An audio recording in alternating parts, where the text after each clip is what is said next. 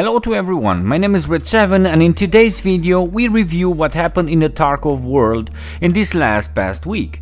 Now it didn't happen too much, probably because the guys are very busy finishing and polishing the new patch and smashing some of the last bugs, I hope, but the 2-3 things they showed us are controversial, one of them, the other one is very interesting, very promising, and that's what we're going to talk about in this small video. Yeah, and some other minor things. On the 12th of December, the devs posted some pictures and a GIF with the new thermal scope, the RIP IR. I know it's a very cool item or attachment and everybody went wild on the forum and on social media because of it.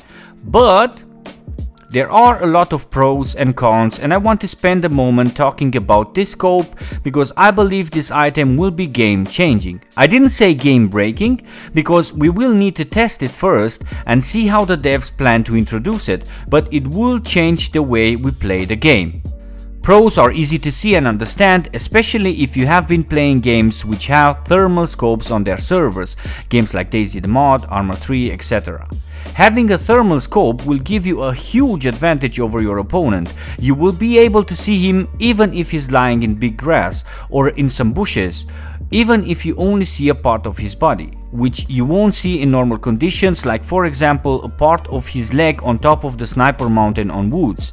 It will simply stand out depending on how close you are to the target, and that is OP. Now this scope will also have some disadvantages like range, the weird view that you will have to get used to and more, I hope. But what I'm worried about is the first month until the devs get a good balance. Coming from Arma, I know how OP they were and I'm afraid that the same will happen here. For now, we will have to wait and test them. As I said, it's a great addition to the game, but I'm a bit skeptical about them. And let's not forget the thermal scopes are realistic, so the devs did nothing wrong so far. The next picture is the kill list, the kill feed, which will also be soon in the game. Who killed you is no secret, it's already in the game, you can see it at the end of the raid. We will talk about your kills. What we need to understand here is that this list will be directly linked with the dog tags. That's why the thumbnail. Remember I told you about the dog tags in the previous weekly recap? Well, let me explain how they're linked because I think I understood it after checking some dev comments.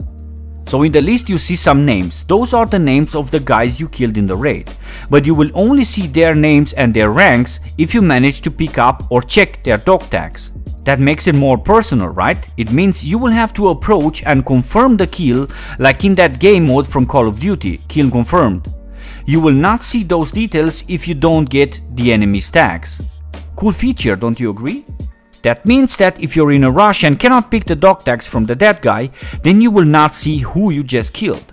I don't know exactly how this is going to work, if you find them while searching the body, or if they add a special dog tag area or slot, or if you just run and take them while passing through like in Call of Duty, but it's a very interesting feature. Also, don't know if you can store the tags in your inventory, but it would be nice to brag with erotics dog tags, for example, or with cottons. Anyways, again, we will have to see how this feature works after it comes to the game. Here are some more interesting pieces of information I managed to gather this week. The moderator or the dev who was talking about hardcore realism, but he forgot that temporarily curing a fracture with painkillers is far from being realistic. Nothing against the guy, I just found it interesting. Nikita talking about the game as a different type of game which can and will not be fun for everybody. Spawning together will not be the main priority in the future. And yeah, you will start from scratch with the coming of the new patch. Regarding my insane dissing, I reported the issue directly to the developers. 2 guys kindly responded back and said they will have a look to it and get back with some solutions.